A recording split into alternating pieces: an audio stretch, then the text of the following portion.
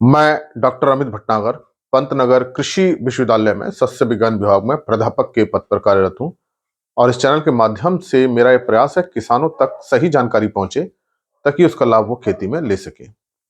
आज जो बात करना चाहता हूं यह है कि जब हम पोषक तत्वों का छिड़काव करते हैं फसल में 20 दिन बाद 25 दिन बाद खड़ी फसल में जब हम कोई भी सूक्ष्म पोषक तत्व या मैक्रोन्यूट्रिएंट हम देते हैं तो क्या हमको इन दो खादों को कोई सी भी दो खादों को मिलाकर स्प्रे करना चाहिए? क्या हम यूरिया के साथ कोई दूसरी खाद मिला के स्प्रे कर दें या बोरोन का स्प्रे हम कर रहे हैं तो क्या कोई दूसरी खाद का मिला के हम स्प्रे कर दें? तो कब हमें दो खादों को मिलाना चाहिए और कब हमें दो खादों को नहीं मिलाना चाहिए? देखिए, ये निर्भर करता है कि किन पोषक तत्वों की कमी आ रही है, उसी के अनुसार हमें उन्हीं खादों का प्रयोग करना चाहिए। हमें वास्तव में तो होना क्या चाहिए कि जो भी खादें हमें सारी बुआई के समय देनी चाहिए ताकि पौधों की जैसे जैसे बढ़वार हो वो जड़ों के माध्यम से उसका अवशोषण करते रहें और पौधे को उसकी पूर्ति होती रहे। यही सबसे सही तरीका होता है पोषक तत्वों को देने का कि जो भी हमारी खाद है, नाइट्रोजन है, फास्फोरस है, पोटेशियम है, जिंक है, आयरन है, जो भी हमारी खाद है वो हमें सारी बुआई के समय देनी चाहिए जिसे हम बेसल एप्लीकेशन कहते हैं। और नाइट्रोजन को 2 या 3 बार में खड़ी फसल में यूरिया के माध्यम से देना चाहिए। ये हमारा सबसे सही तरीका होता है। लेकिन होता यह है कि कुछ पोषक तत्वों की जब फसल बढ़वार होती है तो कमी होने लगती है। शुरू में हमने वो पोषक तत्व नहीं दिए होते हैं तो पौधों के अंदर उसकी कमी आने लगती है। तो ऐसी अवस्था में हमें उन खादों को छिड़काव के माध्यम से देना पड़ता है ताकि पौधे की उसकी पूर्ति हो सके। तो जो हम छिड़काव कर रहे हैं उसका मुख्य कारण यह है कि जिस पोषक तत्व की कमी है पौधे को उसकी पूर्ति हो जाए। अगर हम कोई ऐसा तत्व दे रहे हैं जो पौधे को उसकी कमी नहीं है, फसल को वो तत्व नहीं चाहिए, फिर भी हम उस तत्व को दे रहे हैं, तो एक तो उसका कोई फायदा नहीं होगा क्योंकि पौधे के अंदर वो पर्याप्त मात्रा में है। दूसरा, ये संभावना हो सकती है कि पौधे के अंदर उसका कंसंट्रेशन ज्यादा हो जाए और पत्तियां झुलसने लगें, जल जाएं। तीसरा नुकसान ये होता है कि हमारा अननेसेसरी खर्चा बढ़ गया उस खाद को खरीदने में और उसको छिड़काव करने में। तो हमें उन्हीं पोषक तत्वों को छिड़काव के माध्यम से देना चाहिए जिनकी कमी आ रही है। अब समस्या ये होती है कि ये पत्ती है और देखिए पहले छिड़काव समझिए कैसे जाता है। अब पत्ती के अंदर बहुत छोटे छोटे छेद होते हैं जिसको हम स्टोमेटा कहते हैं, जिसको हम आंखों से नहीं देख सकते। उसके अलावा इसके ऊपर एक लेयर होती है, क्यूटिकल लेयर होती है, उसके अंदर भी छेद होते हैं जिसको हम क्यूटिकुलर पोर कहते हैं। तो जो भी छिड़काव होता है, जो भी पत्ती हम भिगो रहे हैं, तो वो जो पोषक तत्व है इस स्टोमेटा के अंदर के थ्रू जाएगा और जो छोटे छोटे छेद हैं क्यूटिकुलर पोर्स है उसके थ्रू जाएगा। तो उसका पत्ती के अंदर जाने का यही रास्ता है। अब ये छेद बहुत छोटे होते हैं, पानी बहुत देर तक रुक नहीं पाता है, पानी नीचे गिर जाता है। तो ऐसी अवस्था में क्या है कि अगर हम 2 या 3 पोषक तत्व एक साथ दे रहे हैं तो उन तत्वों को अंदर जाने में कंपटीशन होगा। मान लीजिए कि हम इसमें नाइट्रोजन भी दे रहे हैं, फास्फोरस भी दे रहे हैं, पोटेशियम भी दे रहे हैं, जिंक भी मिला दिया, सल्फेट भी मिला दिया, बोरोन भी मिला दिया, सब हमने मिला के स्प्रे कर रहे हैं 2-3 खाद। तो होगा क्या, ये देखिए छेद तो लिमिटेड है ये। अब क्या होगा कि ये सब इसके अंदर जाने के लिए कंपीट करेंगे, कंपटीशन होगा कि मैं पहले जाऊं, मैं पहले जाऊं। तो ये से क्या होगा कि नाइट्रोजन चला गया, मान लीजिए जिंक चला गया और कमी हो रही थी बोरोन की, बोरोन जा नहीं पाया, तो बोरोन की कमी के लक्षण बने रहेंगे। या मान लीजिए कि फास्फोरस चला गया, पोटेशियम पहले चला गया, नाइट्रोजन नहीं जा पाया, कम मात्रा में गया और नाइट्रोजन की कमी है तो नाइट्रोजन की पूर्ति नहीं हो पाएगी और फास्फोरस पोटेशियम पहले से ही था तो वो जाके अपना काम नहीं कर पाएगा क्योंकि पत्ती के अंदर पहले से पर्याप्त मात्रा में था। तो ऐसे में हमको क्या होगा, फायदा नहीं मिलेगा। तो ये बात हमें समझनी जरूरी है कि कोई भी हम छिड़काव करते हैं उसमें पोषक तत्व अंदर जाने के लिए स्टोमेटा के या जो छोटे छोटे छेद होते हैं क्यूटिकुलर पर उसके थ्रू जाते हैं। अगर ये बहुत सारे तत्व होंगे तो इनमें अंदर जाने के लिए कंपटीशन होगा और अगर ज्यादा तत्व हो गए तो कंपटीशन बहुत ज्यादा हो जाएगा और सारे के सारे तत्व अंदर नहीं पहुंच पाएंगे।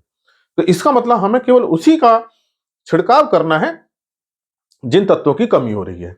जैसे एक बार मैंने आपको बताया था कि अगर पौधों के अंदर पीलापन आने लगता है और तो वो नाइट्रोजन की जो पूर्ति हम यूरिया के माध्यम से देते हैं। इसके साथ साथ होता क्या है कि जाड़ों के दिनों में क्लोरोफिल नहीं बन पा रहा है, ठंड बहुत ज्यादा हो रही है, कम तापमान हो रहा है या किसी और कारण से क्लोरोफिल नहीं बन रहा है, पत्तियां पीली पड़ रही हैं, तब क्लोरोफिल बनने के लिए क्या चाहिए, नाइट्रोजन चाहिए, वो यूरिया के अंदर है। और क्या चाहिए, मैग्नीशियम चाहिए और सल्फर चाहिए। ये बनाएंगे, मैग्नीशियम उसका पार्ट है क्लोरोफिल का। तो यूरिया के साथ तब हम मैग्नीशियम सल्फेट जो आता है उसका छिड़काव कर सकते हैं। ये मैंने आपको बताया था कि ऐसी स्थिति में जब क्लोरोफिल नहीं बन रहा है, मान लीजिए एक सामान्य स्थिति है, ये जहां नाइट्रोजन कमी हो गई है, मैग्नीशियम पर्याप्त मात्रा में है, तब हमको केवल वहां यूरिया देना चाहिए। तब आप उसके साथ मैग्नीशियम सल्फेट ना मिलाएं, क्योंकि पत्ती के अंदर पर्याप्त मात्रा में मैग्नीशियम और सल्फर दोनों है, तो ऐसी मात्रा में यूरिया दें। तो ये हमें देखना पड़ेगा किस तत्व की कमी है। तो ऐसा नहीं है कि हमेशा हम उसके साथ मैग्नीशियम सल्फेट ही दें। अब कुछ खेतों में क्या होता है, जिंक की कमी आती है, तो ऐसी स्थिति में जब हम नाइट्रोजन का छिड़काव कर रहे हैं, नाइट्रोजन की कमी आ रही है, जिंक की कमी आ रही है, तब हम यूरिया के साथ वहां पे हम जिंक सल्फेट को मिला सकते हैं। जिंक सल्फेट को बोलते हैं ZnSO4। ये मैग्नीशियम सल्फेट है, ये मैग्नीशियम का साल्ट है। मैग्नीशियम के लिए हम मैग्नीशियम सल्फेट देंगे और जिंक के लिए हम जिंक सल्फेट देंगे। तो अब हमें कब मैग्नीशियम सल्फेट मिलाना है, कब हमें जिंक सल्फेट मिलाना है, कब इन दोनों को नहीं मिलाना है, ये निर्भर करेगा किस तत्व की कमी आ रही है। अगर जिंक की कमी नहीं आ रही है तो केवल आप यूरिया दीजिए, नाइट्रोजन की कमी हो रही है तो नाइट्रोजन दीजिए, अगर जिंक की कमी आ रही है तो जिंक सल्फेट मिलाइए। इसी तरह से जैसे मैंने एक लेक्चर में यही बताया था कि बोरोन जब हम वेजिटेटिव स्टेज पे देते हैं, पत्तियां में जब बाली निकलती है गेहूं में, खासतौर से बूट स्टेज पे जब हम स्प्रे करते हैं, बोरोन का स्प्रे हम करते हैं, बोरेक्स का करते हैं, सोल्यूबार का हम स्प्रे करते हैं, 20% वाले का, 10% वाले का।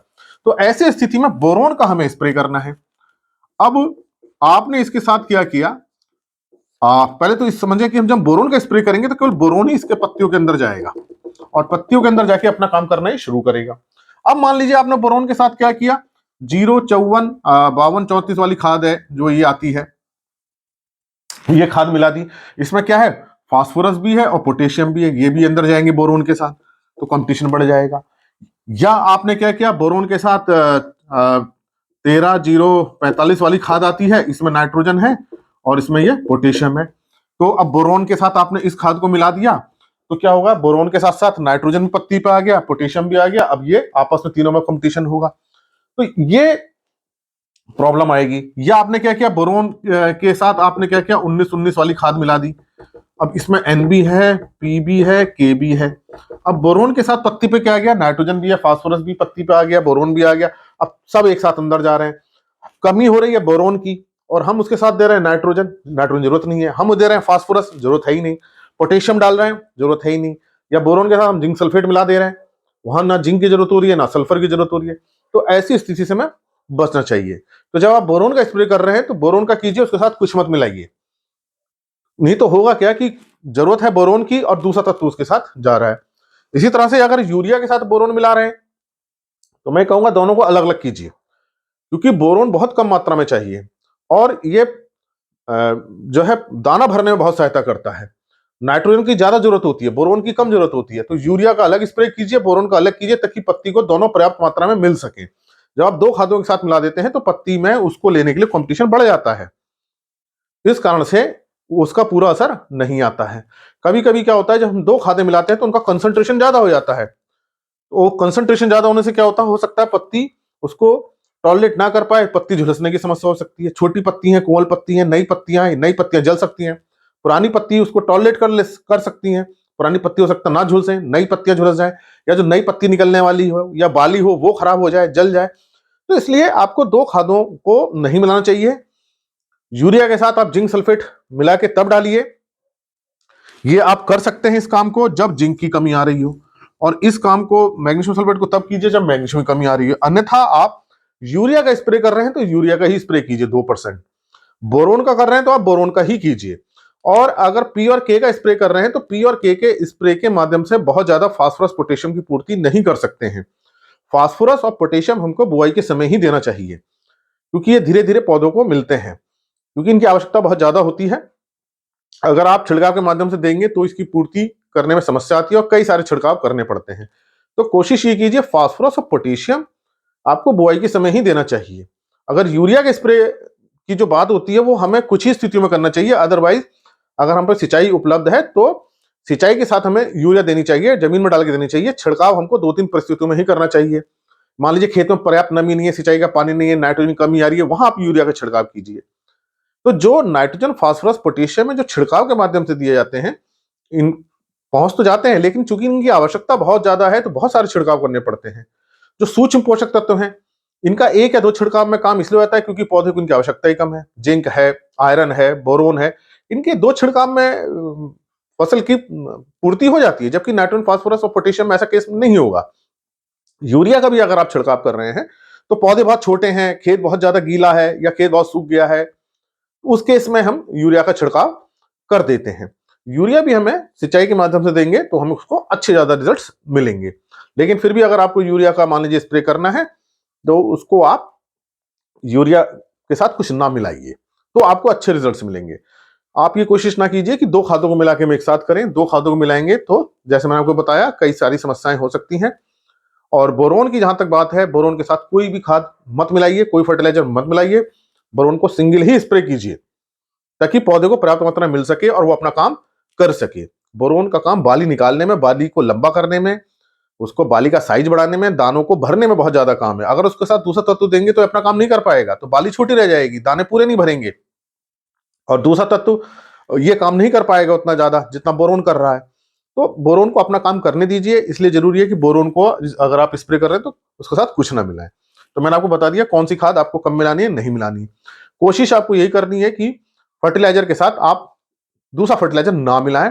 बहुत ज्यादा आवश्यकता हो, उसकी कमी आ रही हो दूसरे तत्व की, तभी आप उसको मिलाएं, अन्यथा हमें नहीं मिलाना चाहिए। और यूरिया के साथ आप जिंक सल्फेट तब मिलाएं जब जिंक की कमी आ रही हो, मैग्नीशियम सल्फेट तब मिलाएं जब मैग्नीशियम कमी आ रही हो। अदरवाइज हमको सिंगल सिंगल स्प्रे करने चाहिए।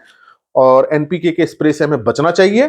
इसको भूमि में ही देना चाहिए, जमीन में ही देना चाहिए खाद के माध्यम से। और बाकी माइक्रोन्यूट्रिएंट्स के आप स्प्रे कर सकते हैं, चाहे जिंक है, चाहे आयरन है, मैग्नीज है, कॉपर है, बोरोन है, इसके स्प्रे आप कर सकते हैं और इससे फसल को लाभ मिलेगा। आशा है मेरी बात आपकी समझ में आई होगी कि कब हमें स्प्रे करते समय खाद को मिलाना है, कब नहीं मिलाना है।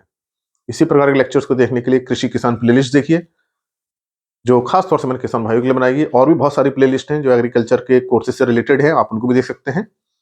और अगर चैनल सब्सक्राइब नहीं किया तो सब्सक्राइब कीजिए। धन्यवाद।